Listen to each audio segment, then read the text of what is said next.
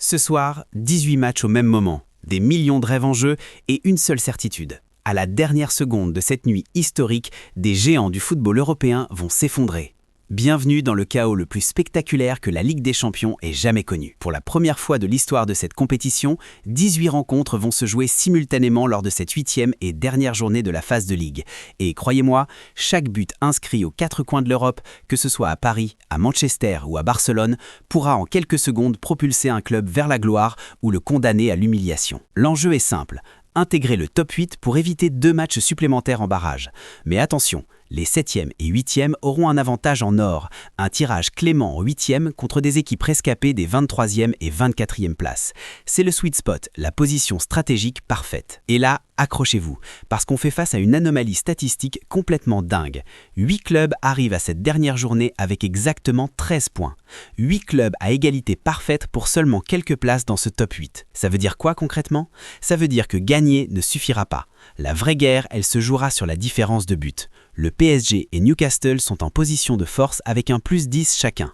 Chelsea suit avec un plus 6, le Barça avec un plus 5 et Manchester City avec seulement un plus 4. Derrière, le Sporting a plus 3, l'Atlético a plus 2 et l'Atalanta Bergame a plus 1 seulement. Pour City par exemple, l'objectif n'est pas juste de battre Galatasaray. Non, ils doivent orchestrer un véritable festival offensif, marquer 2 buts de plus que le Barça ou Chelsea pour espérer les dépasser. Une victoire étriquée genre 1-0 pourrait être synonyme d'élimination immédiate si des concurrents directs soignent leurs stats. Parlons maintenant des affiches qui vont faire trembler l'Europe. PSG contre Newcastle, c'est tout simplement une finale avant l'heure. Paris a frôlé la correctionnelle lors de la journée précédente, un véritable miracle comptable, et maintenant ils doivent valider leur qualification contre des Magpies redoutables mais fébriles loin de leur base. La bonne nouvelle, le retour des cadres. Hakimi, Joao Neves, Lee Kang-in sont de retour et apportent la profondeur nécessaire. Newcastle, de son côté, a eu un calendrier absolument dantesque. 6 de leurs 8 adversaires figurent dans le top 13 actuel. Direction maintenant le Camp Nou où le Barça reçoit Copenhague. Le club catalan est 9e au coup d'envoi, donc hors du top 8. Ils sont condamnés à une seule chose, la manita, une victoire massive pour soigner cette différence de but. Certes, Pedri est blessé et De Jong est suspendu, mais le retour de Lamine Yamal change tout. Et l'adversaire s'y prête parfaitement. Copenhague est en perdition totale à l'extérieur. Des lourds revers à Tottenham, 4-0, même à Karabakh, 2-0. Une victoire par au moins 4 buts d'écart, c'est le standard minimum attendu pour réintégrer ce top 8. Mais le vrai traquenard de la soirée, il se trouve au stade Diego Maradona. Naples contre Chelsea, c'est le point de rupture potentiel du top 8. Naples est une forteresse imprenable, invaincue à domicile toute compétition confondue depuis décembre 2024.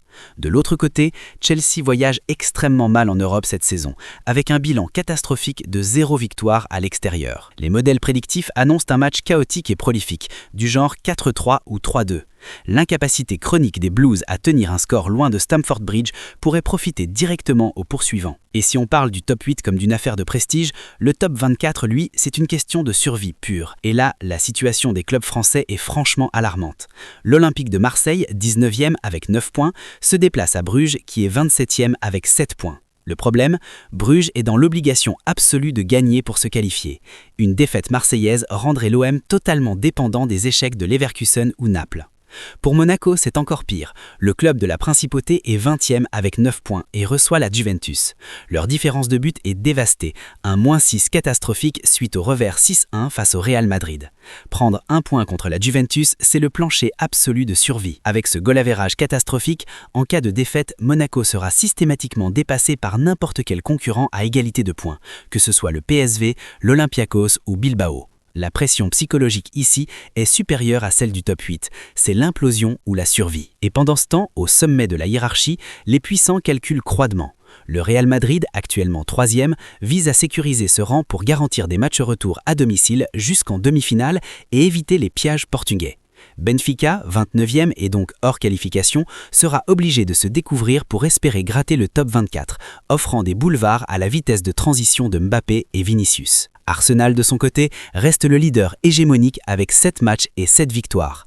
La réception de Kairat est une formalité qui leur permettra d'aligner une équipe réserve, un luxe stratégique rare à ce niveau. Et puis, il y a le Bayern Munich, déjà qualifié, mais fidèle à cette mentalité allemande de prédateur. Ils ne feront aucun cadeau au PSV, 22e et en danger. Munich cherchera à s'imposer par principe, écrasant un adversaire déjà au sol et mettant le club néerlandais en péril de mort sportive. Ce soir, nous allons assister à une interdépendance totale. Un but inscrit à Manchester pourrait instantanément éjecter Barcelone ou PSG du top 8. Les consignes tactiques vont changer en temps réel sur les bancs de touche aux quatre coins de l'Europe. Le classement ne sera figé qu'à la toute dernière seconde de la nuit.